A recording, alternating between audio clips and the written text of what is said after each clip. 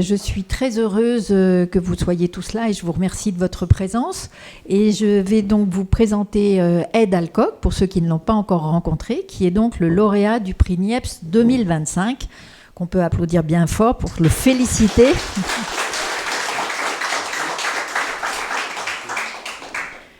Et voilà, et je pense que je vais m'asseoir et qu'on va commencer. Hein. J'ai plus rien de solennel à dire. Non, il n'y a rien de solennel.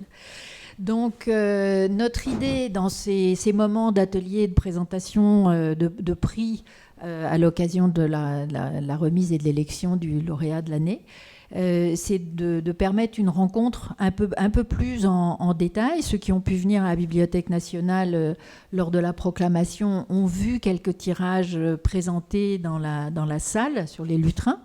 Mais évidemment, on n'avait pas pu mettre grand-chose. On avait une huitaine d'images, je crois. Et là, l'idée, c'est non seulement de voir un peu plus en détail donc, le travail, les séries, et voilà, mais aussi de découvrir mais qui est donc Ed Alcock? Si seulement je savais. Alors déjà, les débuts de l'accent permettent de savoir qu'on a affaire à une double nationalité, à la fois anglais et puis maintenant, on se disait ça tout à l'heure, depuis plus longtemps qu'anglais, français, mais les deux à la fois. Comme ça, il n'y a pas de question. Et donc, un parcours photographique qui s'inscrit très, très rapidement par goût dans l'adolescence, très rapidement ensuite dans le jeune adulte à l'université, avec en principe des études assez surprenantes, mais tous les chemins mènent à la photographie, des études de mathématiques, mais finalement déjà très attiré par la photo, des responsabilités pour illustrer et assurer la rédaction en chef des journaux d'université. Le premier, c'était le journal de l'université, et après l'ensemble des universités de Londres. Oui, parce qu'il y a un journal étudiant pour l'ensemble des universités. Je ne me souviens plus du tout des chiffres de diffusion. Je pense qu'on avait 8000 exemplaires par semaine, quelque chose comme ça. D'accord. Par semaine? Par semaine, oui. Ah oui, dis donc, c'est impressionnant. C'était poussé, hein. Le travail... Faire un doctorat en mathématiques, c'est un mi-temps à côté. En fait, il a fait maths en option et rédac-chef... à plein temps. Enfin, rédac-chef photo, hein. C'est moins de boulot que rédac-chef. Photo, oui, c'est vrai. Ouais. C'est vrai. Donc un parcours qui débute fort et qui est salué par la rédaction du Guardian, oui, qui décide de décerner un prix, comme chaque année, oui, à un jeune qui développe une activité photographique remarquable. Et donc, dès 1999, Ed reçoit un prix. Deux prix. Pardon. Deux journaux. Oui, un prix par deux journaux ou chacun un prix? Alors, deux prix, un pour The Guardian et un pour The Independent. Donc, un chacun, voilà.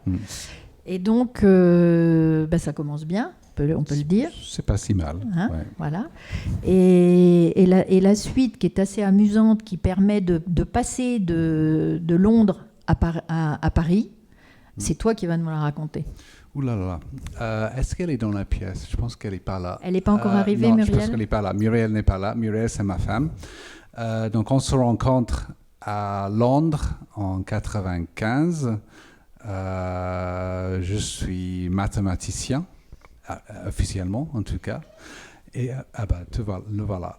Voilà, Muriel, on était en train de parler de toi, justement.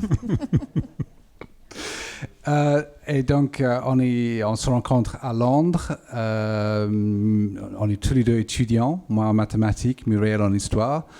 Et 5 ans plus tard, après avoir gagné les deux prix, le prix du Guardian et le prix de The Independent, j'ai rendez-vous avec Eamon McCabe, qui à l'époque était malheureusement décédé, mais qui était l'un des rédacteurs photo vraiment, vraiment très importants en Angleterre, et m'invite à le rencontrer suite au prix pour The Guardian. Et Muriel m'appelle juste avant pour dire « Ed, c'est génial, j'ai décroché un boulot à Paris, je quitte Londres. » Et moi, j'ai dit « Putain, merde. » Non, ça se dit pas. Je vais perdre ma copine. Je retrouve Ayman. Je lui montre mon portfolio. Il me regarde. Il dit, écoute, c'est très bien ton portfolio. Tu as gagné un stage, mais je ne vais pas te l'offrir. Ce qu'il faut comprendre, c'est que pour devenir photographe, c'est très, très, très dur et très difficile. Vous allez galérer beaucoup, donc good luck. Moi, je dis, donc, je lui réponds tic au tac, si je suis trop bon pour un stage, est-ce que je peux avoir du boulot? Et il dit, ah mais non, mais quand même pas. Enfin, je suis The Guardian. Ok, tu as gagné un prix, mais c'est un prix d'étudiant. Et donc, je lui réponds, je vais déménager à Paris bientôt. Et il dit, c'est génial, tu es devenu notre correspondant. Et donc, ça commence comme ça. Donc, je commence en 2000 pour The Guardian, avant, 2 ans plus tard, de rencontrer Daphné, qui est au fond de la salle, et qui m'invite à travailler pour The New York Times. Donc, à partir de 2002, pendant à peu près 10-15 ans, je ne sais plus, je travaille très, très régulièrement avec Daphné et avec toute l'équipe du New York Times, qui est un énorme journal, une énorme équipe. Ça te garde assez occupé. Voilà, ça c'est un début. Voilà, ça c'est le début, ça plante le décor. Excusez du peu pour un démarrage, ça va. Donc, on peut dire que c'est d'abord un travail très presse, très réponse à des demandes, à des commandes, et vite une orientation, pas que, mais beaucoup de portraits. Ouais, ça s'oriente très rapidement, même avant de travailler pour les vrais journaux, même pour les faux journaux, comme pour les étudiants, et même avant en réalité. Enfin, j'ai fait la photo depuis que j'ai 15 ans, et très rapidement, le portrait a trouvé sa place, surtout avec une série de portraits des gens qui habitaient dans ma rue en Angleterre. En fait, les choses ont peu changé depuis. Malheureusement, j'ai perdu tous les négatifs de cette série dans un déménagement. Mais le portrait s'est installé très rapidement dans ma pratique. Et du coup, j'ai fait très rapidement pour The Guardian beaucoup de portraits. Eamon McCabe, ancien photographe, qui est devenu photographe sportif, qui est devenu photographe portraitiste. Et puis, 1 an après, m'avoir hired, comment on dit hired, embauché, enfin, c'est pas vraiment une embauche quand on est photographe, mais choisi, m'a donné beaucoup de commandes de portraits. Après, au New York Times, un peu moins de portraits, un peu plus de reportages. C'est ça qui est formidable quand on travaille pour la presse, et il y a le côté un peu couteau suisse. Il faut pouvoir un peu tout faire. Il faut répondre à la demande. Il faut répondre à la demande tout en essayant de trouver sa patte, ce qu'on a envie de faire, notre manière de travailler. Et qui, évidemment, avec le temps, on commence à savoir ce qu'on a envie de faire. Ça prend à peu près 10 ans, je pense, de devenir photographe tout en travaillant. Et voilà. Donc, le premier 10 ans, c'était vraiment, vraiment du presse. Oui, voilà, d'avoir une pratique professionnelle et d'en créer sa propre pratique. Et sa façon de faire. Hein, oui. Et donc ça dure une dizaine d'années. Et puis, le temps passe. On arrive à un moment où tu as envie de rejoindre, sortir peut-être un peu de cette pratique solitaire, de rejoindre une équipe. Tu as eu l'occasion de rencontrer l'équipe de Myop, cette agence Myop que vous devez plus ou moins tous connaître, je pense. Et dont le représentant Antoine est là aussi. Et donc là, en 2011, alors le Myop existe à ce moment-là depuis 2005, et en 2000 créé par donc Lionel Charrier, Guillaume Binet et Johan Kim. Voilà. Et puis en 2011, toi, tu rejoins un peu ce qui va devenir un peu une famille amicale. Et ce qui va permettre de confronter un peu les pratiques, de développer quelques projets ensemble, un peu de fanzine, un peu de choses comme ça. Et beaucoup de choses comme ça. Beaucoup de choses comme ça. Ouais. Ben voilà, dis donc, raconte, c'est toi. Alors, l'agence MeUp, où commencer? Moi, je les ai vus de loin depuis le début, depuis les tout débuts en 2005, 2006, 2007. Je les ai suivis un peu en rêvant. Un jour, je vais peut-être intégrer une agence comme MeUp. Et finalement, c'est Lionel Charrier, qui est maintenant directeur de la photographie à Libération, qui m'a invité à les rejoindre en 2011. Donc. Et depuis, l'agence va de projet en projet, tous ensemble. C'est un mélange. Beaucoup de vous nous ont peut-être vus pendant les projets à Arles, les MeUp in Arles, qu'on fait quasiment chaque année maintenant. Et des projets éditoriaux, des projets de livres, des projets de fanzine. Je pense que j'en ai un, là, petite fanzine MeUp. Et ça s'arrête jamais. C'est ça. C'est aussi une manière, évidemment, de diffuser nos différents projets, chacun des 20 photographes de l'agence. Mais c'est aussi, comme tu dis, c'est une famille. C'est une existence assez seule d'être photographe. Quand on est indépendant, on n'a pas les avantages d'appartenir à une rédaction réellement. On est appelé quand il y a besoin de nous, et sinon, il faut tout savoir s'effacer. Et du coup, avoir une agence comme MeUp est très important. C'est vraiment une manière d'avancer ensemble. Oui, ça permet les échanges, la confrontation, un regard qu'on sait amical et très professionnel sur sa propre pratique. J'imagine que ça aide aussi à trouver des voies d'exploration un peu nouvelles, à sortir un peu de sa routine personnelle.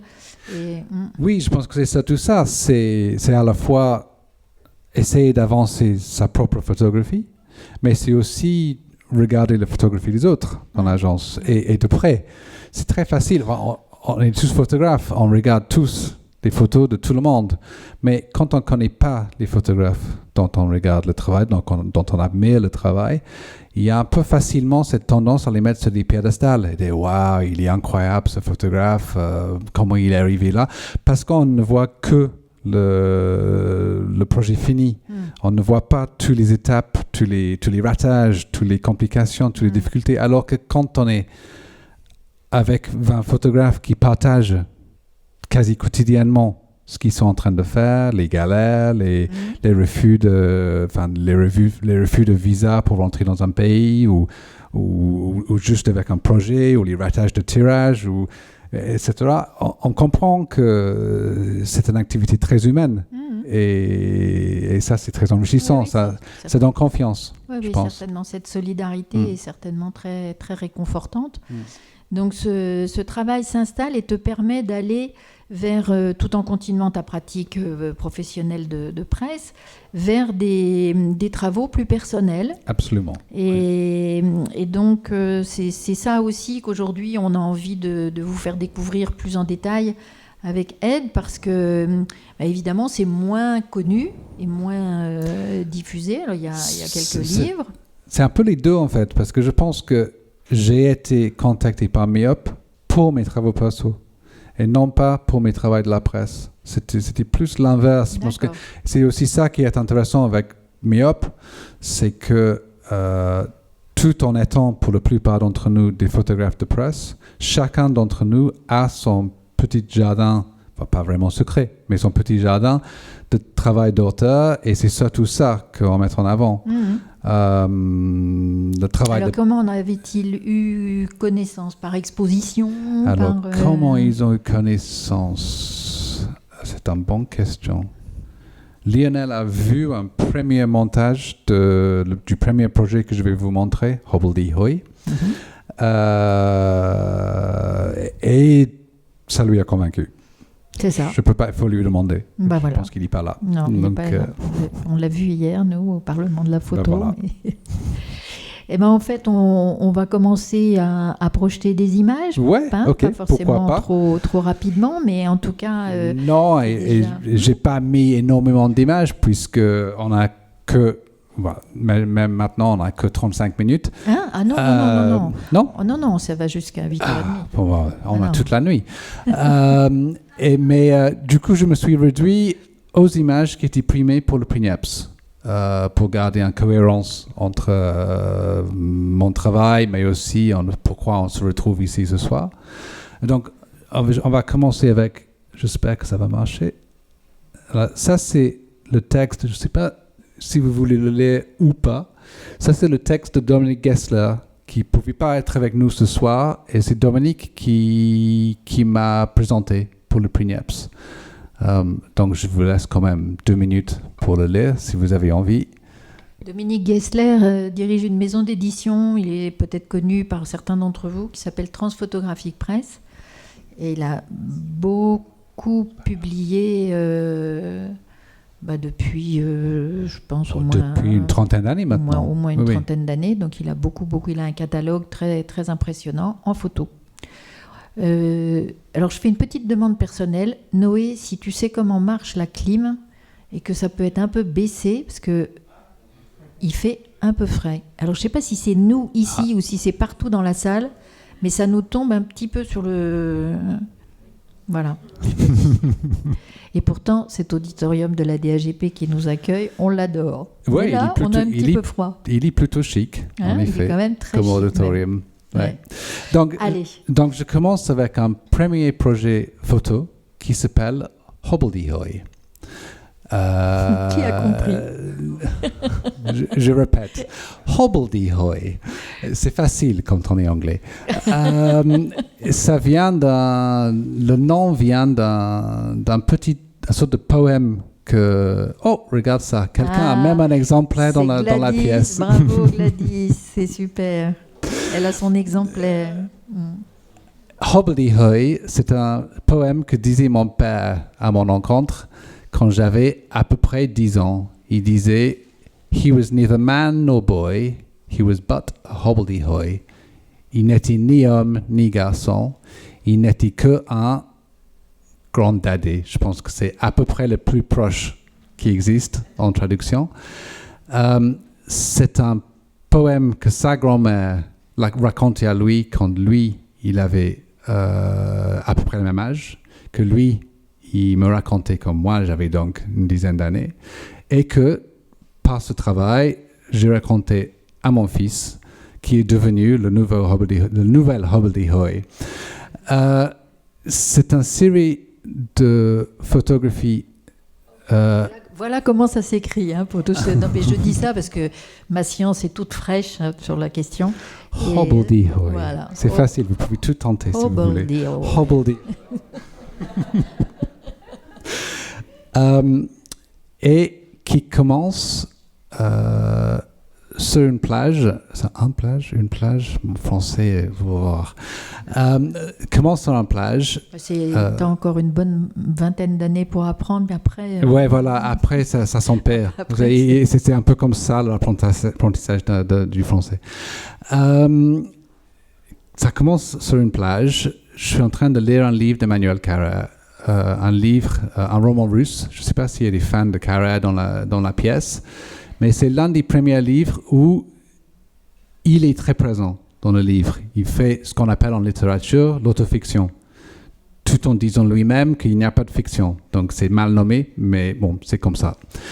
Et j'ai le livre comme ça, et je lève la tête, et je vois Muriel et notre fils Nino, qui à l'époque a 6 ans, dans une sorte d'étreinte sur une chaise longue devant la mer, et je me dis ah bon, c'était comme ça avec ma mère. Et c'est à ce moment-là que je dis à partir de maintenant je vais travailler sur l'autofiction, donc je vais travailler que sur ma vie et les histoires qui me concernent que je raconte à la première personne. Donc ce premier projet, c'est des photos de Nino qui grandit parce qu'il devient un soldat, avec Muriel, des photos intimes, et puis entre deux, c'est aussi des choses oubliées de l'enfance. Donc c'est cette idée c'est un projet qui qui est fait sur une période de 3 à 4 ans. Et je regarde Nino Gronder. Je regarde la relation entre lui et sa mère. Et sous l'influence de Manuel Carrère, ce qui est curieux, c'est que après une première année de photo, je montre, donc pour la première fois, je montre mon travail d'auteur et non pas mon travail de commande à une rédactrice photo. Et quelques jours plus tard, elle me dit, alors que je ne lui ai pas parlé de l'influence, elle dit, j'ai vraiment beaucoup aimé ce projet avec la mère et son fils. Est-ce que ça te dit de faire un portrait d'Emmanuel Carrère pour nous? Je dis, c'est drôle quand même comme chose. Et donc, je vais chez Emmanuel, je le rencontre et j'amène quelques tirages.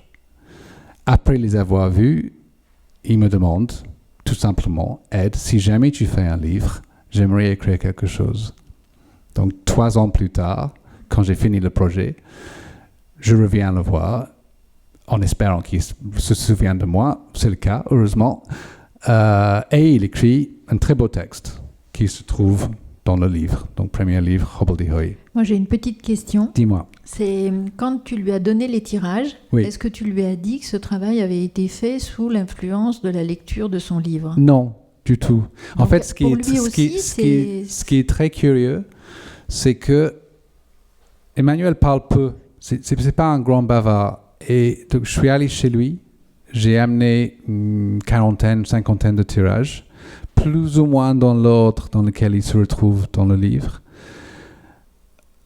Et on a très peu parlé.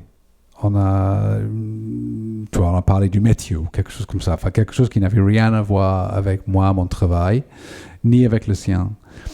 Et du coup, j'ai pris congé. Et 3 mois plus tard, il m'envoie juste un email, cher Ed, j'espère que tu aimes bien, avec le texte. Et ce qui est fascinant dans le texte, c'est que dans un premier temps, il fait ce qu'on attend d'Emmanuel Carrère. Il parle de sa vie à lui. Il parle de à quoi ces photos lui fait penser, à d'autres photos que lui trouve dans une maison de vacances quelque part. Il essaie d'imaginer qui sont les personnages dans ces images. Et puis, dans une deuxième partie du texte, il essaie de comprendre qui est le photographe qui a fait ces images et surtout qui est le père qui a fait ces images. Du coup, c'est intéressant. Donc, on s'est rencontrés, en fait, sans jamais vraiment se rencontrer. En fait, on s'est rencontrés par son travail et par le mien.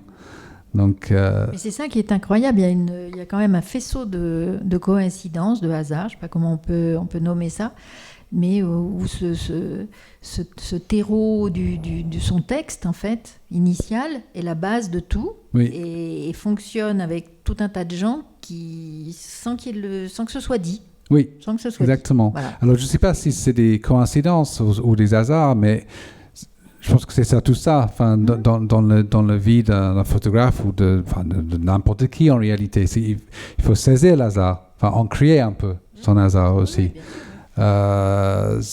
Mais c'est vrai qu'il y en a beaucoup. Oui, là, il y a vraiment un vrai faisceau. Ouais.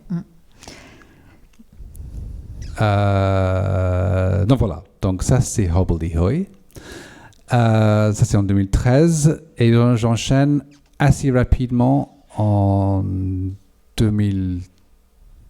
Attends, ça c'est publié en 2013.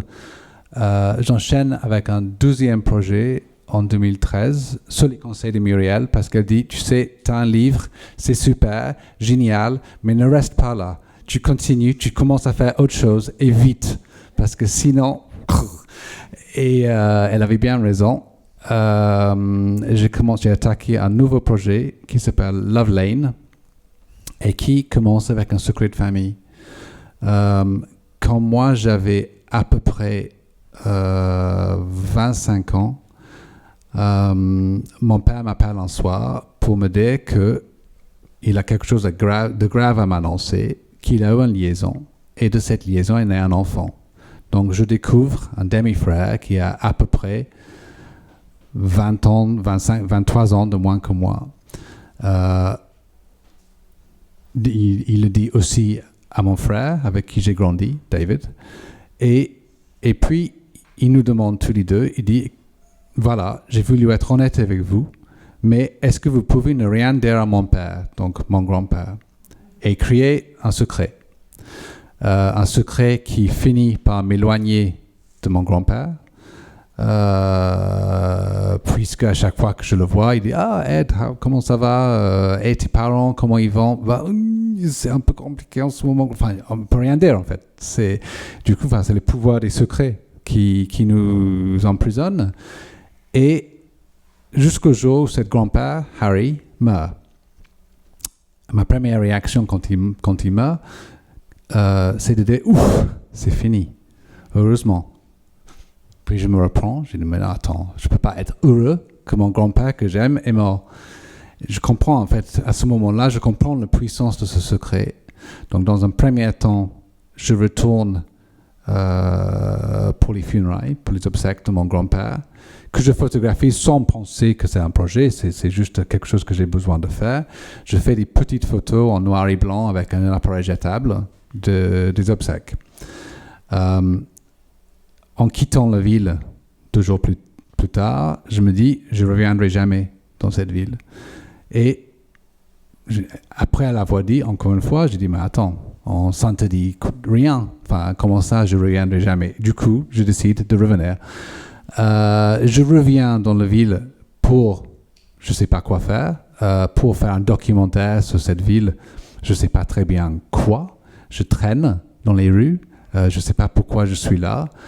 J'ai dit, tout ça ne sert à rien. Et après le 2e, 3e jour, je me dis, bon, je ne sais pas pourquoi je suis là, mais je me donne une règle, c'est que je dois convaincre chaque personne que je passe dans la rue qui m'intéresse. Tu sais, les personnes, quand on est dans la rue et quelqu'un passe et tu tournes comme ça, tu dis, ah tiens, j'ai tourné la tête. Pourquoi j'ai tourné la tête? Ça doit être intéressant, ça. Et donc, je passe 10 jours à photographier des gens. Juste comme ça, photographier des gens qui m'intéressent. Je rentre à Paris, je pense que bon, tout ça c'est un désastre. Je récupère les planches contact, je les mets dans un tiroir. Et 1 an plus tard, Lionel Charrier, encore, me demande si je n'ai pas un projet à exposer à Arles. On a déjà une exposition de Hobbledehoy qui est prévue. Et il a cette idée de faire une série d'expositions qui durera 24 heures. Donc, on changera l'exposition tous les 24 heures pendant 10 jours. On est 10 photographes à l'époque. Je ressors ces planches contact, je regarde ces planches contact et que je vois dedans que j'ai photographié que de vieux hommes de l'âge de mon grand-père et de jeunes hommes de l'âge de mon demi-frère. Comme si, inconsciemment, je cherchais déjà à découvrir qui pourrait être mon demi-frère et de le faire rencontrer son grand-père à lui, parce qu'on partage donc le même grand-père. Donc ça, c'est Love Lane. En fait, c'est un mélange de ces portraits avec les images des funérailles. Et de temps en temps, les Anglais sont très forts pour les graffitis. You've got one unread message. Vous n'avez que un message. Vous avez un message non lu. Ça, c'est peut-être un grand-père, par le mien en tout cas. Ça, c'est sûr, mon grand-père. Ça, c'est peut-être un demi-frère. Ça, c'est de retour vers les obsèques. Ça, c'est le dos de mon père, en fait. Et puis encore des graffitis. Les Anglais, ils sont forts pour les graffitis. Et ce qui m'intrigue dans cette série, c'est que je ne savais pas du tout ce que j'étais en train de faire. C'était un travail vraiment inconscient. Et je pense que c'est peut-être le meilleur moment de faire du travail quand on ne sait pas très bien ce qu'on est en train de faire. Oui, puis c'est un peu libérateur aussi. C'est une façon d'alléger, transmettre un peu le fardeau. Oui, peut-être. C'est une manière de partager. En tout cas, il y avait un besoin. Il y avait besoin de le faire. Donc, ça, c'est Love Lane, qui est exposé chez Meilleur Pénal en 2014, pendant 24 heures. Et pendant ces 24 heures, il y a un galeriste londonien, Vivian Gamble, qui passe pendant une soirée très arrosée, je crois. qui regarde le travail. On peut dire que c'est rare. Hein. Oui, il ne faut pas que ça sorte de cette pièce. C'est un secret. Et note dans un coin de sa tête sans doute ce projet.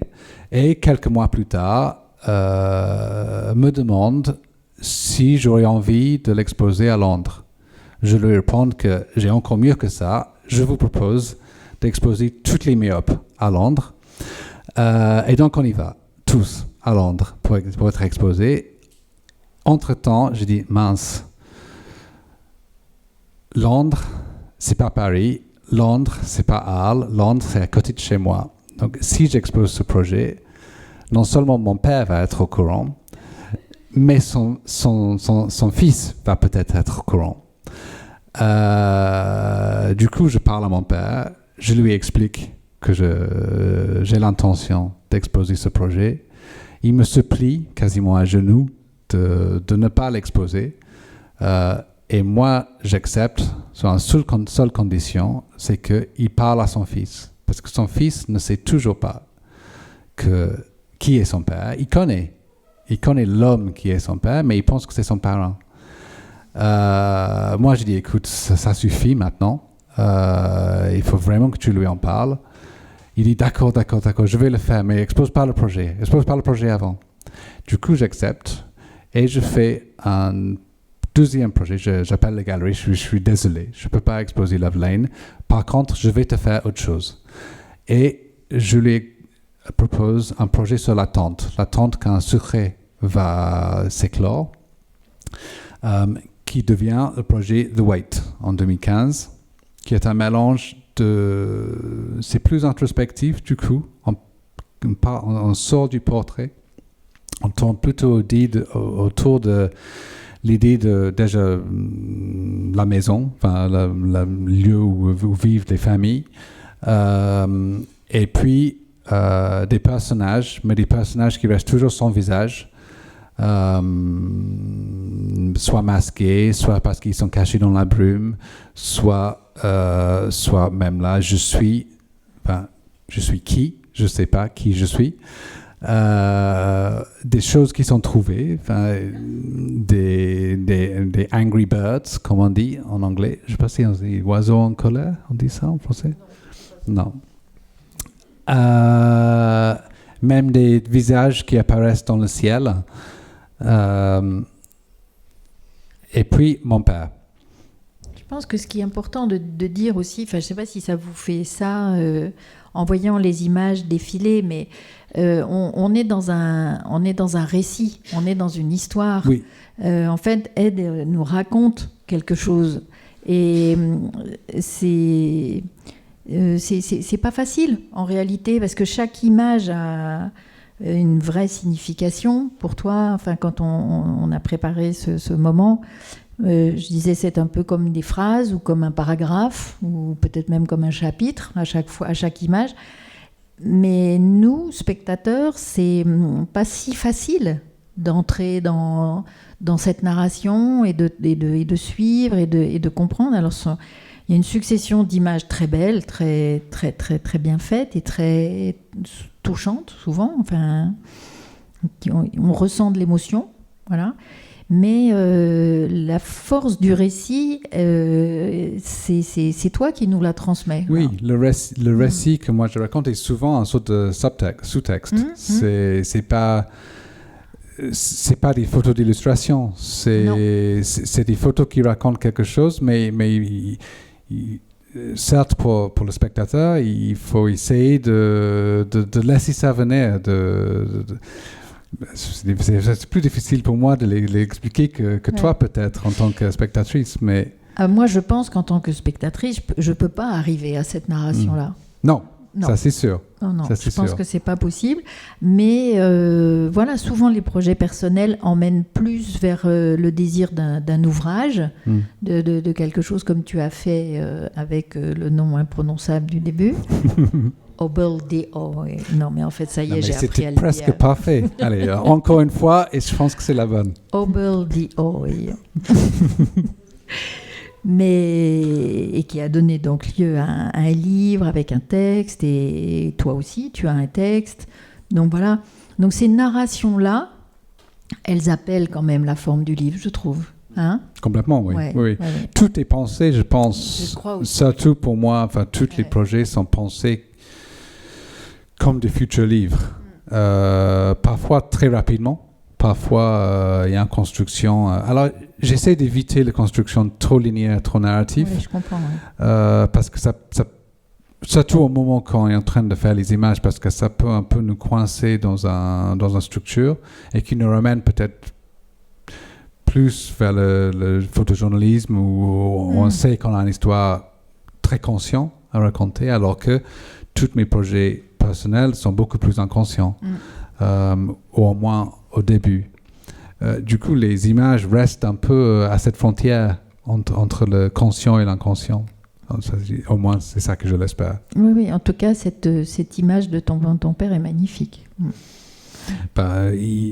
Il a été d'accord. Non, je ne sais pas s'il est content, pas content, mais il a accepté de collaborer en tout cas. Bon. Mais ouais. Donc ça, c'est The Wait. J'ai l'impression d'aller vite, mais est-ce que je vais vite ou est-ce que je vais lentement? Je ne sais pas. C'est pas grave, hein, de toute façon. Non. Alors ça, c'est un peu différent. Ça, c'était en fait une invitation de la part du Festival Lagacilly, qui en 2017 m'ont invité à être un photographe en résidence pendant 6 mois, je crois, pendant l'hiver début 2017, et que j'avais une sorte de carte blanche pour photographier des gens. Enfin, il cherchait un portraitiste, je pense, mais à part ça, j'avais une carte blanche pour travailler avec les gens dans la région. Donc, Entre Chien et Loup est né de la proposition, qui était de rencontrer les gens qui travaillent avec les animaux. Et je ne savais pas très bien par où commencer. Enfin, moi, je croyais ne pas spécialement avoir de rapport avec les animaux. Mais c'est pas mon chat, qui est sympa, mais c'est pas une raison. Jusqu'au moment où je me souviens d'un rêve récurrent que j'avais quand j'étais petit, d'un loup qui venait me visiter dans ma chambre la nuit. J'étais mi-terrifié, mi-fasciné par ce rêve qui revenait. Je vérifiais sous le lit, comme beaucoup d'enfants tout au début. Le loup n'est jamais venu. Mais voilà, donc je suis parti chercher ce chien et surtout chercher chez les gens que je rencontrais, chercher un peu leurs souvenirs d'enfance. Et du coup, le travail, alors j'ai très peu d'images parce qu'il est un peu différent à mes autres projets. J'ai fini par trouver le loup. C'est un vrai loup? C'est un vrai loup. Alors c'est un loup roux. C'est pas un loup gris, c'est un loup d'Amérique du Nord. Qui habite dans un parc zoologique en Bretagne. Et puis Matthew, c'est l'un des personnages que j'ai rencontré. Matthew qui a perdu son poule la nuit avant. Un renard qui est rentré dans la D'accord, qui a mangé la poule. Et qui a mangé toutes les poules, sauf celui-là. D'accord. Mais donc, là, il n'y a que le loup et Matthew, mais il y a une vingtaine de portraits. À chaque fois, c'est un mélange des personnages, des animaux, et puis des textes manuscrits par chacun d'entre eux, où ils parlent un peu de leur souvenir d'enfance. Et ce qui est assez curieux, parce que les gens se sont vraiment joués le jeu. Ils se livrent, quoi. C'est intéressant de pouvoir faire. Oui, c'est des vrais moments de rencontre. Et pour ceux qui connaissent peut-être pas tellement le festival de Lagacilly, on peut dire que ça se passe donc en Bretagne, près de Redon, chaque été. Ça commence début juin et ça dure jusqu'en septembre, octobre. Très joli festival qui est 100% en extérieur. Le festival envahit vraiment le petit village magnifique de Lagacilly. les forêts aux alentours, il y a des expositions dedans, dans la rue, sur les bâtiments. C'est vraiment très chouette. Ah oui, c'est vraiment un très très joli festival. Et chaque édition est originale. Il y a toujours un fond autour de la notion d'environnement. On travaille sur ces thématiques, mais bon, de manière assez élargie, puisque cette année, la photographie anglaise d'ailleurs est à l'honneur. Oui, j'ai appris avec ça. Notamment une très très belle exposition, paraît-il, de Don McCullin, que moi j'ai pas encore vue, mais que je vous encourage à aller voir. Don McCullin et Peter Dench, je crois aussi. Oui, alors je sais que depuis qu'il n'est plus photographe de guerre, il photographie beaucoup son jardin, d'où peut-être un rapport avec l'environnement, etc. Parce que je me suis demandé un peu comment... C'est marrant, j'ai entendu quelqu'un d'autre me dire exactement cette même phrase hier, qu'il photographie son jardin. Mais c'est un peu injuste quand même. Il fait des magnifiques paysages maintenant. Il fait des magnifiques paysages. Non, mais c'est pas une critique. Non, je sais que c'est pas une critique, mais je trouve un peu dommage qu'on parle d'un jardin. On ne traitera pas un paysagiste de photographe de jardin. C'est juste que j'ai entendu cette même phrase. Je pense que c'est Guérin. C'est Michel Guérin, je pense, qui a utilisé cette phrase. Si Michel Guérin le dit, je peux le dire aussi. Je pense que ça vient de là. Mais c'est quand même le rédacteur en chef du Monde. Mais c'est vrai que ce qui est intéressant dans le travail de McCullin, c'est qu'on passe de l'un vraiment des plus grands photographes de guerre à quelqu'un qui a eu besoin de... oui, je crois qu'il n'en pouvait plus. Oui, c'est pas étonnant. Moi, je suis pas photographe de guerre, donc je sais pas de quoi je parle. Il y a d'autres dans l'agence myopes qui sourient mieux que moi. Mais je pense que ça reste quand même un travail très intéressant. Ah oui, je crois aussi. Beaucoup plus introspectif. Oui, c'est ça. C'est vraiment cultiver son jardin au sens philosophique du terme. Exactement, Ces photos sont magnifiques. Donc ça, c'est très beau. Donc ça, c'est le festival Lagacilly. Si jamais vous êtes dans le Morbihan, je le conseille vivement. Et puis, qu'est-ce qui arrive? Donc, série suivante. Qu'est-ce qui arrive? Donc, le 24 juin 2016, je me réveille et je découvre que mes compatriotes ne veulent plus être européens. Première chose que je fais, c'est j'appelle Le Monde et je dis, vous voulez pas m'envoyer là-bas? Et ils disent, oui, pas tout de suite. Donc, je pars en Angleterre, enfin au Royaume-Uni, pas que l'Angleterre, parce que le Royaume-Uni, c'est 4 pays. On commence en Écosse avec un journaliste, Louis Humbert, et on fait 1600 km du nord de l'Écosse, en passant par le Pays de Galles et l'Angleterre et jusqu'à Londres, tout en évitant les métropoles, surtout les endroits qui ont voté pour rester dans l'Union européenne. On avait envie de découvrir qui sont ces gens qui ont voté pour partir. C'est les gens qui, je pense, et Eric va me corriger, il est dans l'audience, Eric, ancien correspondant britannique du Monde, qui avait le sentiment d'avoir été un peu oublié. C'est un peu pour moi, c'est un peu les gilets jaunes britanniques. Et moi, j'avais très envie de comprendre qui sont ces gens et pourquoi ils ont fait ça et pourquoi ils ne veulent pas que moi, je sois européen. Du coup, en fait, c'est devenu beaucoup de différents reportages, certains que j'ai fait avec Eric. Pendant 4 ans, on a traversé et retraversé le Royaume-Uni pour essayer de comprendre. Et c'est là où c'est intéressant que mon travail de photographe de presse commence à merger avec mon travail d'auteur. Parce que après la première vie qui est dans les pages du journal, je commence à avoir envie de raconter quelque chose de plus personnel. 2 choses se passent. La première chose, c'est que je dis, mais comment je vais faire, moi, pour rester européen? Moi, j'ai toujours été européen. Tu vois, je suis né en 1974, un an après que le Royaume-Uni rejoigne l'Europe. Post-Brexit, les Britanniques sont plus européens. Donc, mon passeport n'est plus un passeport européen. Il devient un passeport bleu. Du coup, j'ai décidé de tenter de devenir français. En même temps que le Brexit a lieu là-bas, en France, on est un an après le Bataclan et un an avant les élections de 2017. François Fillon et Nicolas Sarkozy commencent à parler des ancêtres gaulois. Moi, j'ai jamais entendu parler des ancêtres gaulois. Je ne sais pas qui sont ces ancêtres gaulois. Je sais surtout que moi, je n'ai pas d'ancêtres gaulois. Donc, si tout Français a un ancêtre gaulois, c'est cuit pour moi. Je ne deviendrai jamais français. Et du coup, je vais accélérer un peu parce que c'est dans le mauvais ordre.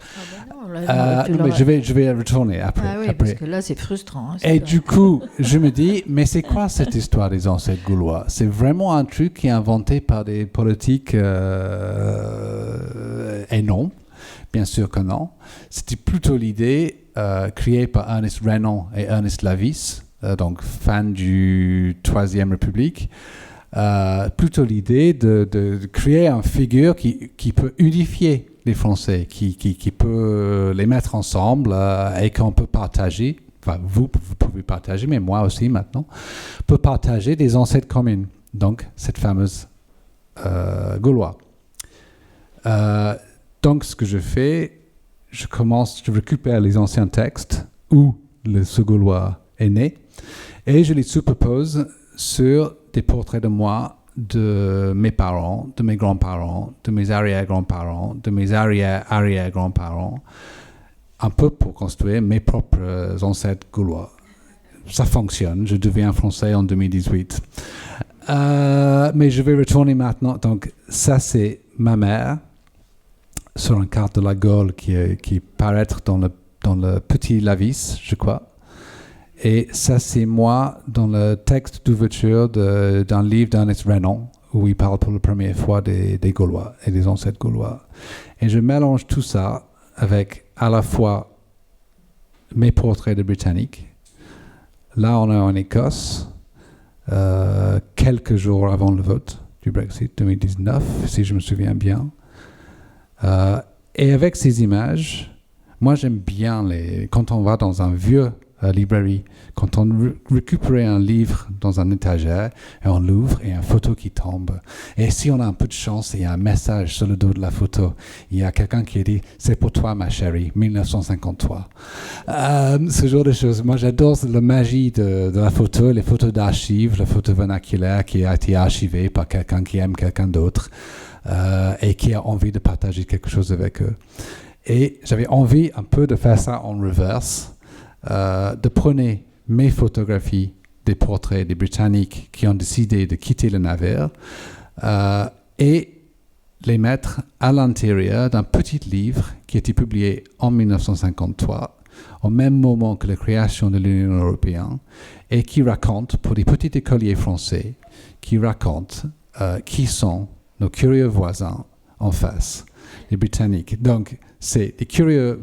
C'est les curieux, d'un côté, c'est les curieux britanniques des années 50, avec mes curieux britanniques des années 2016-2020.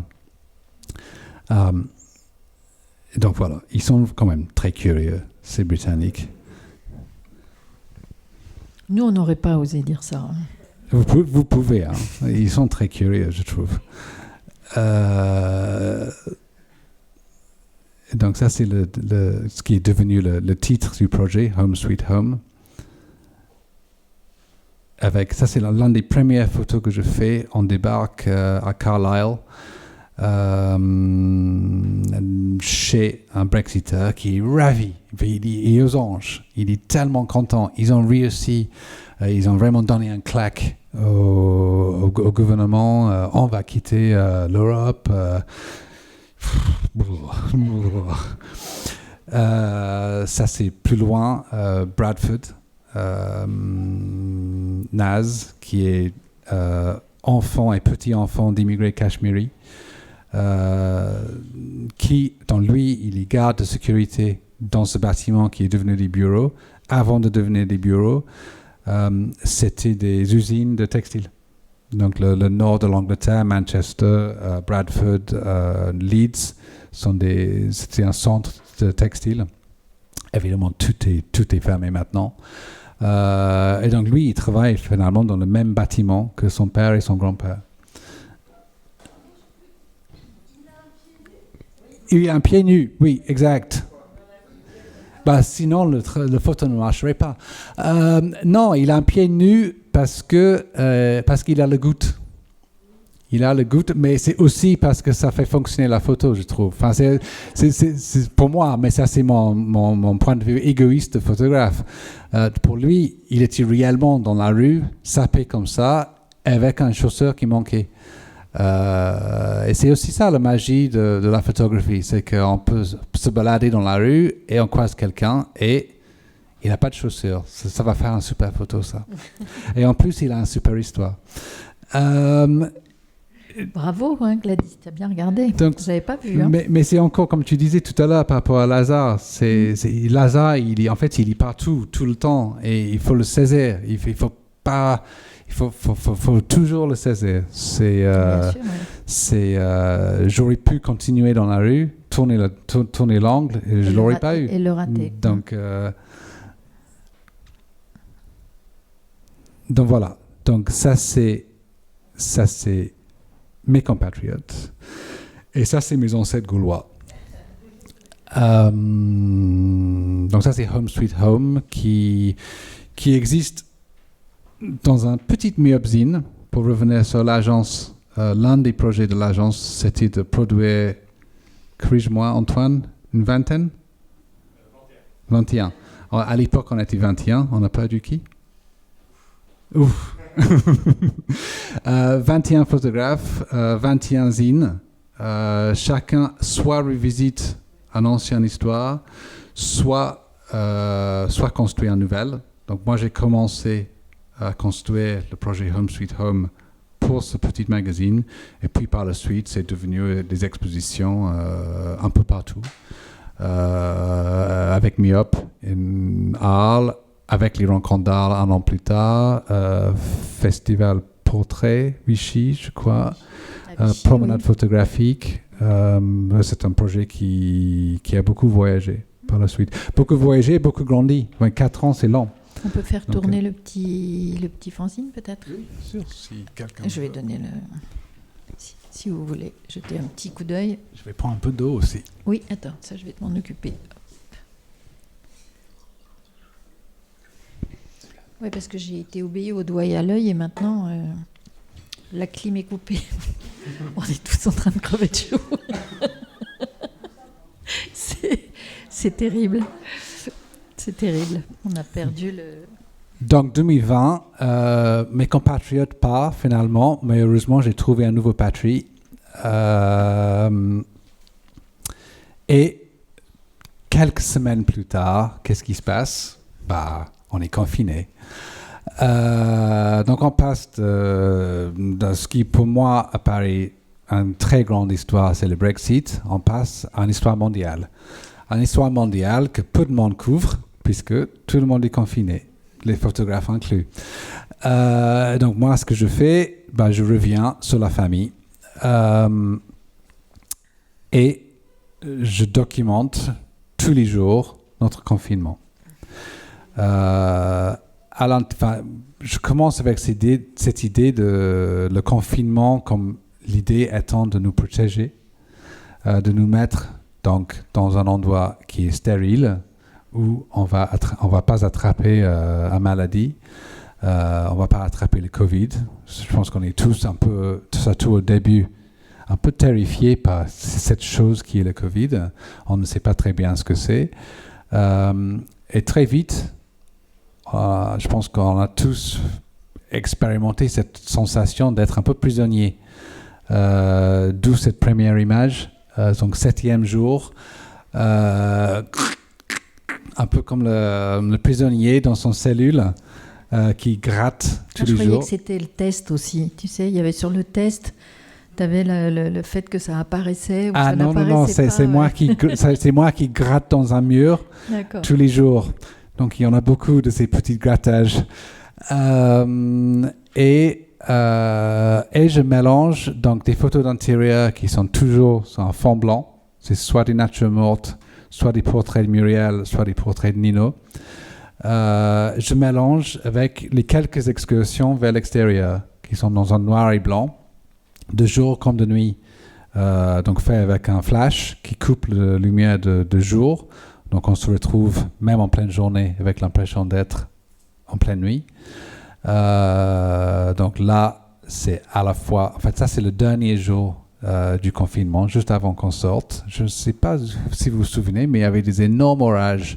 Il pleuvait des cordes. C'était une sorte the heavens opened, comme on dit en Je me souviens anglais. pas du tout de ça. Ça devait être en mai, alors. En même temps, en le regardant moi, cet effet avec le flash qui magnifie un peu les gouttes d'eau avec la lumière qui est reflétée, j'ai presque l'impression de regarder le virus qui flotte dans l'air.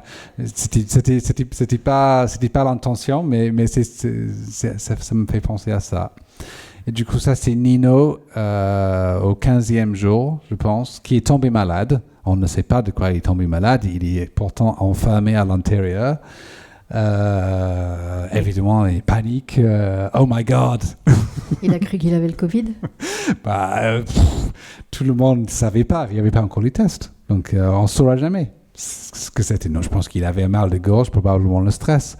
Mais en tout cas, ça montrait un peu la psychose qu'on a tous expérimenté pendant cette période. Donc voilà. Donc ça c'était le projet. Ça c'est le projet stérile et qui était fait en parallèle avec mes collègues de l'agence. Je pense que chacun d'entre nous avait un projet un peu similaire, qu'on travaillait un peu dans notre coin.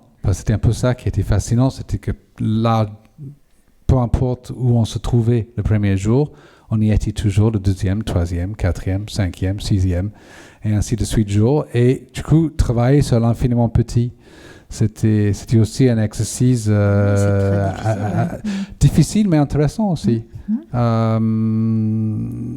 Et qu'on a réuni dans un œuvre collectif, Cinédier. Qui a été publié par André Frère en 2021 peut-être, septembre 2021, je sais plus, qui je pense nous aidait tous à continuer. C'est aussi ça, la force d'un collectif, c'est de se lever tous les jours et de Jean arrive, il a fait un super photo hier. Faut que j'arrive. Alors que parfois, on n'a pas envie. Ça permet de rester en lien. Puis c'est vrai que c'était une période difficile d'inactivité forcée. Oui, et tout donc, à fait. Oui. C'est important de se construire un projet. Et si les collègues font pareil, on peut en parler, on peut échanger. On peut en parler. Et puis évidemment, avec les réseaux aujourd'hui, on peut aussi partager assez largement, assez rapidement. Du coup, tout ça a commencé avec l'agence qui partageait tous les jours la production du jour d'avant. Et puis, au fur et à mesure, on s'est rendu compte qu'on avait quand même un corpus assez conséquent. Du coup, on a proposé à André Frère, on a fait un livre. Donc voilà. Donc, mais ça, c'était nous tous à l'agence. S'il y a des questions, vous n'hésitez pas, parce que moi qui parle toute seule, c'est peut-être pas très intéressant. À cause du crise du Covid, le ministère de la Culture s'est rendu compte à la fin que peut-être la seule profession qui n'a pas vraiment été aidée, c'était les pigistes. Les pigistes, et surtout les photographes qui ne pouvaient pas sortir pour travailler, sauf quelques-uns. Quand on est pigiste en France, c'est très particulier. Je ne sais pas si vous êtes au courant. Le statut de pigiste pour la presse veut dire qu'on est des sortes de salariés pro rata. On n'est pas des indépendants à proprement dire. Les indépendants pendant la crise du Covid étaient très aidés. Il fallait montrer que tu avais gagné temps en avril 2019 et on te versait l'équivalent en 2020. et chaque mois, pendant des mois. Mais les pigistes, comme ils sont salariés, mais pas assez réguliers d'être mis au chômage technique, nous, on n'avait droit à rien pendant le Covid. Le ministère de la Culture s'est rendu compte de ça un peu tardivement, mais ils se sont rendus compte de ça. Et du coup, ils ont créé ce qui est devenu la grande commande photographique que vous avez peut-être vu au BNF en 2024. Tu voulais dire quelque chose? Non, j'ajoutais ça. C'était cette grande commande s'appelle sous leurs yeux, c'est ça? La France sous leurs yeux. Sous leurs yeux, voilà. Qui dit bien ce que ça veut dire, et ça a été une belle façon quand même J'avais oublié en fait l'origine de ça, et ça a été quand même une belle façon de se rattraper. Il y a eu pour chaque photographe 20 000 euros, je crois. Pour chaque photographe, il y avait 20 000 euros. En même temps, c'était à la fois la production, les coûts de production, les coûts de tous les tirages, les coûts de production de l'exposition. À payer avec ça. Ouais. Donc, c'était beaucoup. Et je ne me plains pas, hein, mais beaucoup et pas tant que ça. Ben non. Donc, mais bon, c'est rare en même temps. Oui, puis alors l'expo a été magnifique, et avec beaucoup de communication, et je pense qu'il y a eu quand même une ramification. Elle continue d'ailleurs à tourner par... je crois bien que oui. Par lot, pas tout à la fois, pas tous les photographes, parce qu'il y a eu 2 fois 100 photographes. Donc il y a 200 photographes qui ont récupéré ça. Et du coup, c'est un objet qui est quand même assez fascinant et qui deviendra de plus en plus fascinant avec le temps. Je pense que c'était tout ça. C'était cette idée qu'on a tous vécu quelque chose à peu près similaire avec la crise du Covid. Il y a un saut de avant et après Covid. Bien sûr. Et c'était cette idée que dans 100 ans, quand on dit « mais qu'est-ce qui s'est passé en 2020 ?» on pourrait retourner vers cette archive et dire la France, il y a une dimension, il est comme ça. Il y a une dimension sociologique incontestable, bien sûr. Oui. Et donc, pour ce projet, moi, j'ai travaillé sur les centrales nucléaires, surtout sur les gens qui habitent à côté des centrales nucléaires, dans les 5 km, pour être plus précis, d'un centrale nucléaire, puisque c'est le périmètre dans lequel l'État pourrait évacuer les habitants en cas d'accident. Alors moi, britannique, j'ai grandi avec un terreur des centrales nucléaires. Je sais que vous êtes français, vous trouvez ça très étrange parce que vous êtes tombé dedans très petit. Moi, quand je suis arrivé en France en 2000, je me souviens d'un dîner où on parlait de Tchernobyl. On parlait du fait que, selon les gens qui autour de moi qui étaient français, qu'ils avaient raconté à la télé que le nuage de Tchernobyl s'est arrêté à la frontière et qui a fait la Belgique, et puis la Manche, et puis il est monté en Angleterre. Étonnant, non? Parce que nous, pendant ce temps, on était enfermés chez nous. Pendant 48 heures, je pense. Enfermés chez nous, terrifiés que les particules radioactives allaient tomber dans la cheminée. Donc, c'est la différence pour moi, l'une des grandes différences pour moi entre la France et l'Angleterre, c'est cette affection qu'ont les Français pour le nucléaire. Vous avez peut-être raison d'un côté, mais moi, en tout cas, j'ai grandi avec le nucléaire comme le grand méchant, ce truc hyper dangereux qui pourrait nous tuer très rapidement. Et du coup, quand il y avait cette proposition de travailler pour le BNF, je me suis dit, moi, je veux savoir ce que c'est de vivre à côté d'un central. Et du coup, j'ai passé 6 mois à visiter les gens qui habitaient autour des centrales. Et du coup, j'ai fait un peu toute la France pour rencontrer ces gens-là et savoir comment c'est. Et la question pour moi, c'était est-ce qu'ils sont contents? Parce que l'avantage d'habiter à côté d'une centrale, c'est qu'il y a beaucoup d'argent. On est dans des petites communes qui sont noyées dans l'argent. Ils sont vraiment arrosés. Le central génère tellement d'argent et verse tellement d'argent aux communes qu'ils ne savent pas quoi faire avec.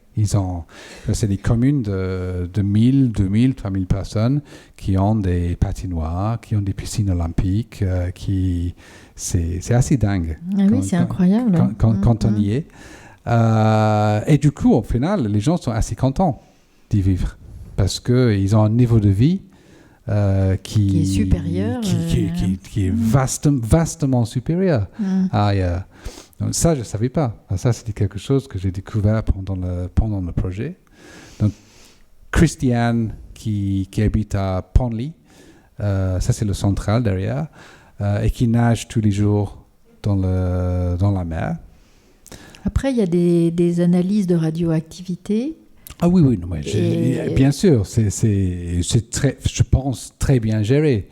Je sais pas, mais je pense que dans le nucléaire, la difficulté principale, c'est la gestion des déchets. C'est pas nécessairement l'exploitation des centrales. Oui.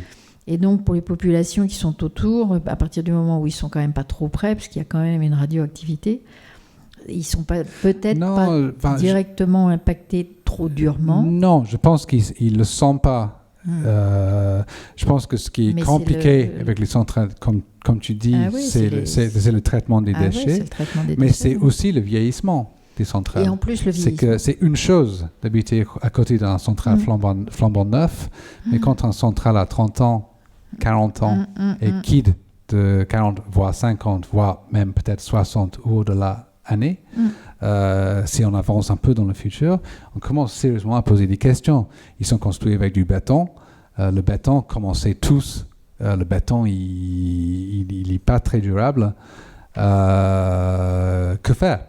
Tu vois, est-ce qu'on va tout reconstruire? Enfin, moi, je ne suis pas expert, mais il reste quand même des questions sur cette énergie dont on a cruellement besoin. Oui. Après, c'est l'éternel problème de la production de l'énergie. Les centrales à charbon, c'est pas tellement mieux. C'est bien pire. Au quotidien, c'est pire. Donc, pour le quotidien, pour le réchauffement climatique, pour le dérèglement climatique, c'est bien pire. Du coup, c'est quoi la solution? Comment? Il voudrait voir les photos. Il voudrait des photos. Allez, les photos. Le débat sur le nucléaire ne rencontre pas d'approbation générale. Donc ça, c'est le central de Tricastin. 2h30 à peu près pour déclencher au bon moment quand il y a un éclair. Un frappe d'éclair. Sous la pluie, j'étais bien trempé à la fin. Ça, c'est Neuvy-sur-Loire, inspiré évidemment du tableau American Gothic.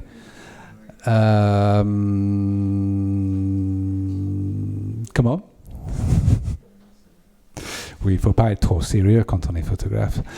Donc le central, Thierry, qui était en train de couper son haie, qui se trouve ici, et qui avait cette fourche à côté. Je lui ai demandé s'il voulait poser. Il a dit d'accord, mais avec ma femme. Donc Fatia est sortie de chez elle. Et ben voilà, clac, clac, clac. La pièce est montée comme ça. Ça, c'est dans le même endroit, à Neuvy-sur-Loire, de jeunes qui se rafraîchissent en bord de l'eau, en face du central. Alors, moi, j'irai pas nager là. Hein. C'est sûr. Mais bon. Oui, c'est vrai. Ça, c'est Tricastin. Jessica, je ne sais pas si on voit là, mais en fait, c'est un nuage de mouches autour de sa tête. Et elle a juste fait ça pour les mouches, alors que le chien était dans l'autre sens. Et du coup, on a ce sort de mouvement qui les écarte. On dirait presque un ballerine. Mais, et Olivier, jeune boxeur, qui est sorti avec le stop sign, qui est pas mal. Et voilà, je pense qu'il y a environ une 120 portraits, je crois, chacun avec un entretien, des entretiens enregistrés, donc je prends des citations pour l'exposition. Un jour, il va falloir faire un podcast ou quelque chose comme ça. Ça reste à faire. Donc ça, c'est Zone à risque 2022. Donc, et puis on finit avec mon dernier projet. On finit avec le dernier projet qui est encore en cours. Le dernier projet, non, qui je pense est fini. Est fini. Donc, après avoir traité beaucoup la famille paternelle, je suis retourné vers la famille maternelle et surtout vers l'histoire d'un grand-oncle, donc le frère de mon grand-père, qui serait mort à 17 ans dans la mine. Toute ma famille maternelle vient d'un village minier du nord-est de l'Angleterre que moi, j'ai jamais visité jusqu'à récemment, mais dont j'ai entendu beaucoup parler. Et cet oncle, Kendon, est devenu un peu le working class hero de ma famille socialiste de gauche, qui avait besoin d'un héros de la classe ouvrière, je pense. Et j'étais bercé par ces histoires. Et quand j'ai eu un bourse documentaire du Centre national des arts plastiques en 2022, j'ai commencé à faire des visites régulières dans ce petit village qui, à l'époque de la mine était la mine la plus prospère, la plus productive d'Europe. Et depuis sa fermeture sous Thatcher, le territoire est devenu l'un des territoires les plus pauvres de l'Europe. Donc on est vraiment passé les gens étaient, je pense, quand même assez pauvres, mais avec une certaine fierté dans le travail. Mais on est passé de quelque chose de glorifié, en tout cas, à quelque chose qui est assez désastreux. Et du coup, je voulais un peu découvrir cet endroit maintenant, et puis les gens qui y vivent, et aussi un peu explorer cette histoire de grand-oncle. Ce qui est assez fascinant, c'est que j'arrive là-bas en 2023, donc photographe qui débarque de Paris, qui n'a pas du tout un accent du nord-est de l'Angleterre. Les gens sont un peu suspicieux. C'est qui ce mec qui débarque, qui fait un documentaire, comme c'est souvent en fait pour nous les photographes ou les journalistes quand on débarque quelque part. Et puis je raconte cette histoire du grand-oncle. Tout change. Dans ce cas, tu viens d'ici. Assieds-toi, prends-toi une bière. Donc, je rencontre les habitants. Donc, André, qui est ouvrier et aussi Superman, de temps en temps. Et donc, ça, c'est là où était la mine avant. La mine descendait en bord de falaise et les galeries sortaient sous la mer du Nord. Du coup, extrêmement dangereux. Il y avait une dizaine de kilomètres de galeries sous la mer, donc qui s'inondaient tout le temps, qui s'effondraient. Très, très dangereux, mais très, très productif. Beaucoup, beaucoup, beaucoup de charbon. Et comme je ne connaissais pas ces endroits, j'avais un peu envie de construire un peu l'époque imaginaire d'avant. Donc, qu'est-ce que je fais ? Je retourne au charbon ou au fusain, charcoal en anglais, fusain pour faire des dessins. Donc, je mélange dans ce projet-là des dessins et aussi des photos d'archives de ma famille. Donc, ça, c'est mon grand-père et ça, c'est mon grand-oncle, celui qui est mort. Et ces photos-là, c'est des copies, vous inquiétez pas, je les ai enterrées sur place. L'intérêt étant à la fois d'observer l'effet du pollution sur les tirages photographiques, voir ce qui se passe et regarder une trace de cette pollution parce que l'endroit est très pollué maintenant après la fermeture de la mine. Mais aussi, je pense pour moi de donner un sort de final resting place. Comment dire ça en français? Ouais, un dernier lieu où toute ma famille est enterrée en fait, parce qu'il n'y a aucune trace. Le graveyard, le cimetière, merci. Le cimetière a été rasé. En fait, ils ont pris les pierres tombales ils ont broyé et ils ont utilisé pour construire une route. C'est à ce point que ces gens-là sont vraiment des oubliés. C'est vraiment des oubliés de l'Angleterre.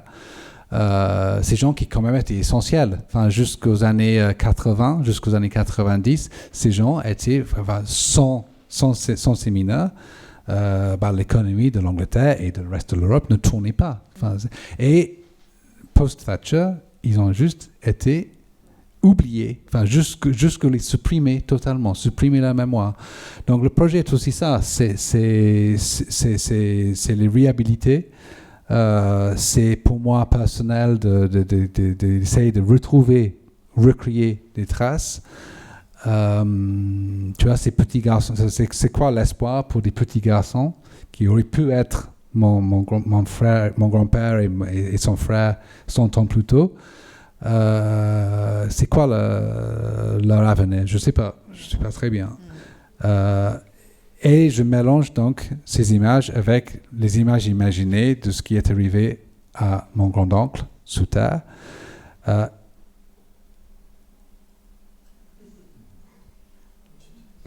Et on est dans le nord de l'Angleterre, hein, il faut avoir des chiens. Et donc ça, c'est le dernier projet qui vient d'être bouclé. Oui. Et donc je cherche un éditeur, mais bon, ça viendra. Oui, c'est ça. Il y a des projets de livres dans les cartons. Oui. Et après, il faut trouver l'opportunité. Et le portrait d'avant de la jeune femme, oui. En fait, c'est une rencontre... Toutes les rencontres sont un peu comme dans mes projets précédents. C'est des rencontres fortuites. D'accord. C'est des rencontres dans la rue. C'est des gens que je croise. Tu vois, les deux garçons sous la pluie qui rentrent de l'école. Elle qui vient d'arriver dans le village parce qu'elle fuit une histoire compliquée chez elle, plus au sud. Lui, il y vit. Lui, il est là depuis toujours. Fils, petit-fils de mineur. Lui, c'est intéressant. Lui, alors que quand on va à l'école, quand on allait à l'école dans ce lieu, on n'apprenait pas grand-chose parce que tout le monde savait qu'on allait descendre dans la mine après. Donc, on n'avait pas besoin de connaître les mathématiques ou l'anglais. Et du coup, il a quitté l'école sans diplôme. Il a quitté l'école le jour de la fermeture de la mine. Et du coup, il se retrouvait directement au chômage avec aucun projet de reconversion. Et encore maintenant, 40 ans plus tard, aucune intention de reconvertir quoi que ce soit. En gros, l'attitude des gouvernements successifs, c'est vous partez si vous voulez du boulot.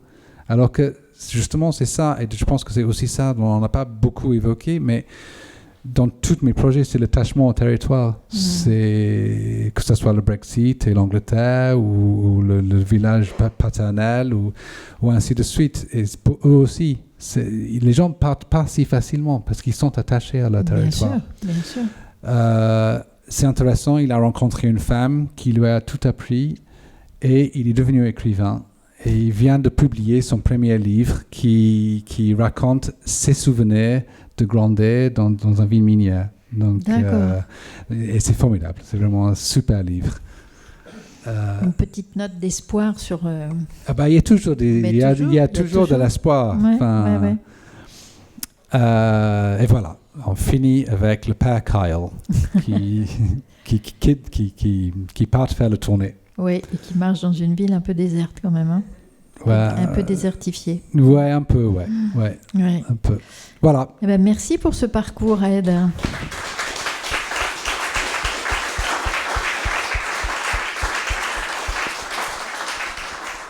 Alors, l'exercice rituel des questions, c'est si vous en avez, ou des remarques, ou si vous souhaitez échanger avec Ed.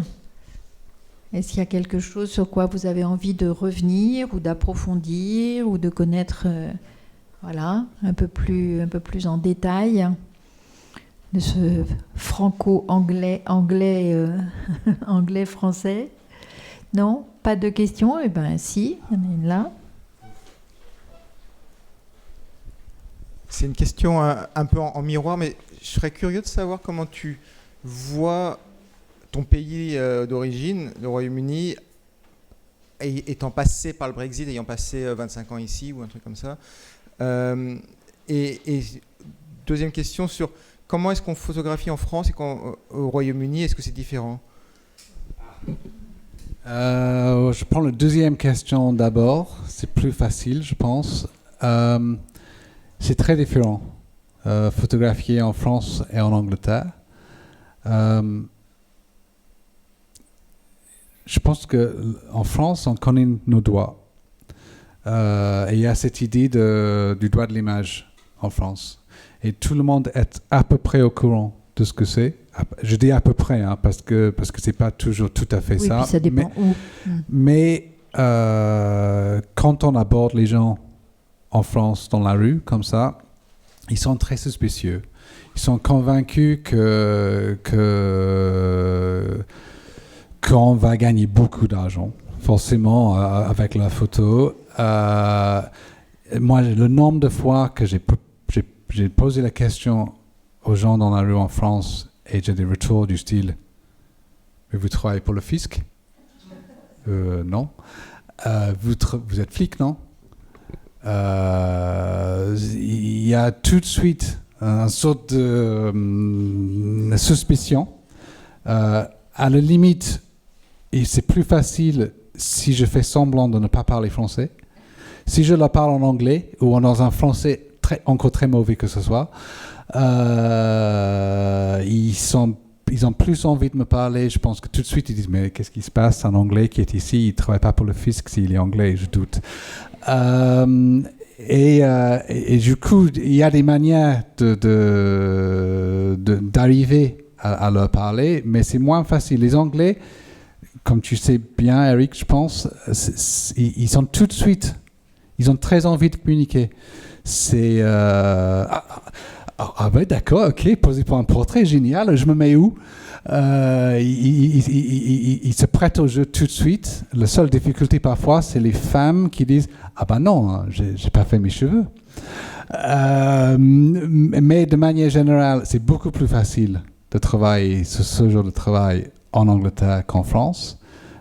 Mais peut-être que ça rend encore plus intéressant de le faire en France parce qu'il y a toujours cette barrière qu'il faut essayer de casser. Et répète la première question. Je me demandais si ton regard sur le Royaume-Uni avait changé finalement à travers, puisque tu es retourné beaucoup en reportage post-Brexit, peut-être dans des endroits où tu n'allais pas avant, je ne sais pas, mais est-ce que ton regard sur le pays avait changé? Alors curieusement, j'ai beaucoup moins retourné post-Brexit. Puisque c'est moins en actualité pour les journaux, post-Brexit. Oui, je voulais dire post-2016. Post-2016, oui.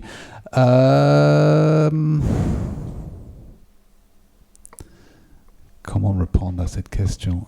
En fait, ce qui est curieux pour moi, qui a donc maintenant vécu plus de temps en France qu'en Angleterre, c'est à la fois de ne pas du tout comprendre pourquoi ils ont pris cette décision et en même temps de se sentir très intime avec eux. Et du coup, je me retrouve dans une sorte d'entre-deux, d'incompréhension et de compréhension totale, dont je ne sais pas très bien expliquer. Ça génère une sorte de petit conflit intime. Oui, une sorte de conflit intime avec ces gens dont je suis profondément en désaccord. Et en même temps, tu vois, ma famille, souvent, c'est un peu la classe ouvrière ou un peu qui ont eu cette envie de voter dans ce sens. Mais ma famille vient de cette même classe. Donc, j'ai l'impression de parler avec mes grands-parents, ou mes parents, enfin pas mes parents, mais mes grands-parents. Oui, il y a quelque chose de très proche aussi, c'est étrange. Merci. Est-ce qu'il y a d'autres questions? Oui. Oui, une question François. sur les Est-ce que les mathématiques ont laissé une trace dans ton travail? Je sais pas du tout. Est-ce que... Alors, visuellement, je ne pense pas, mais je pense probablement ce qu'on apprend quand on fait un doctorat, que ce soit en mathématiques ou en d'autres disciplines, c'est un peu cette autodiscipline. Enfin, le fait de mener un projet qu'on sait va être long, qu'il faut être organisé, qu'il faut un peu se lever tous les jours et dire, bon, je continue aujourd'hui. Et je pense que d'avoir vécu cette expérience très tôt avec un doctorat m'aide tous les jours quand même à mener des projets comme ce dernier par exemple que je mène depuis 3 ans et de dire que non, ça va continuer et non, je ne vois toujours pas le bout, mais c'est pas grave. Il faut juste continuer, il faut être organisé. Donc je pense que dans ce sens-là, l'éducation en tout cas a servi. Les mathématiques peut-être un peu moins, sauf pour faire la comptabilité à la fin de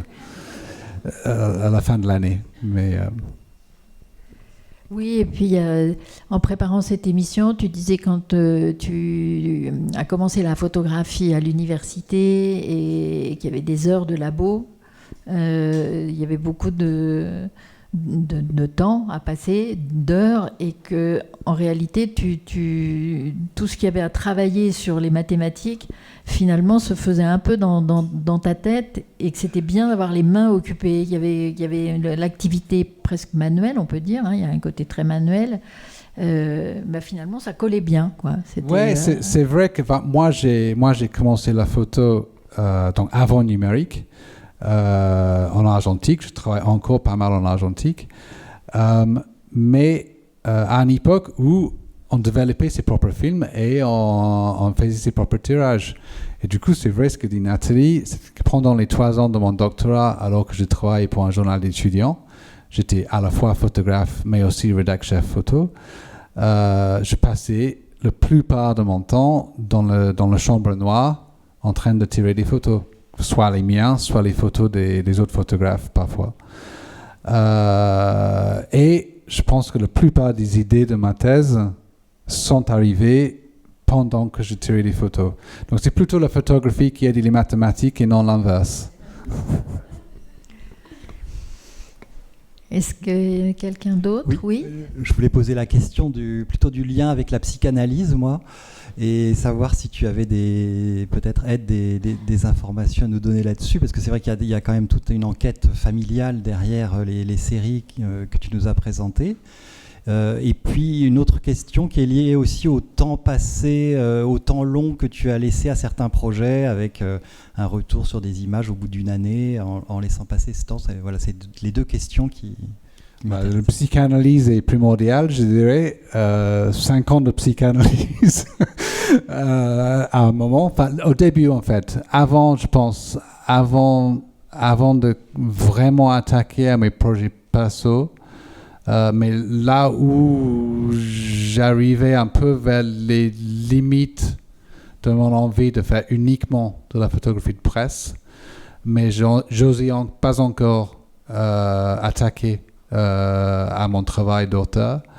J'ai entamé une psychanalyse donc vers 2010, si je me souviens bien, pendant 5 ans, non, plutôt 2008-2013, qui a énormément aidé, effectivement. Ça m'a vraiment ouvert à mes intérêts, mes obsessions, à une autre manière d'écouter, soi-même, mais aussi d'écouter les autres, l'importance du langage, l'importance de ce qu'on dit quand on dit des choses et on dit autre chose, les lapsus, tous les accidents qui sont un peu partout dans la psychanalyse. Évidemment, cette idée de filiation, l'intérêt pour la famille, les choses héritées, que ce soit les choses positives, mais aussi les traumas qu'on hérite Je pense même comme un dernier projet comme celui sur le grand-oncle mort dans la mine, c'est aussi un trauma par les histoires que j'ai entendues de ma mère, de ses sœurs, de mon grand-père. C'est leur trauma que moi j'ai hérité aussi. Donc il y a toutes ces choses qui passent et qui, évidemment, enfin, c'est des choses qui sont légion dans la psychanalyse. Donc la psychanalyse est très important. Je ne le pratique plus actuellement, mais on ne sait jamais. C'est jamais vraiment fini. Et tu m'as posé autre chose. Il y avait un deuxième plan. Les temps longs. Les temps longs. Oui, les temps longs. Je crois que je considère à peu près qu'aucune de ces projets sont finis. Je sais aussi qu'à un moment ou un autre, il y aura de nouveaux chapitres.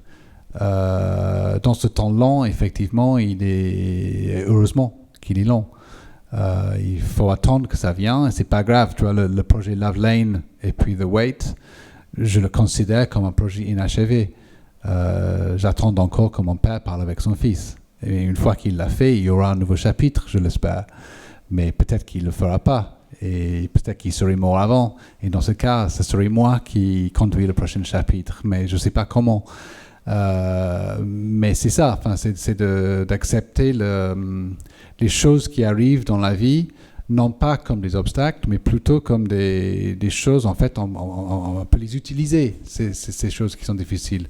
Donc je pense que ça aussi, c'est quelque chose qu'on apprend dans la psychanalyse, ou peut-être moi j'ai fait de la psychanalyse, mais dans d'autres thérapies aussi, c'est de un peu transformer nos faiblesses en force. Donc voilà, je ne sais pas si ça répond à la question. Merci. D'autres interventions, d'autres demandes? Si on considère qu'on a bien exploré le travail de Ed, je vais le remercier infiniment pour cette confiance et ce déroulé très précis.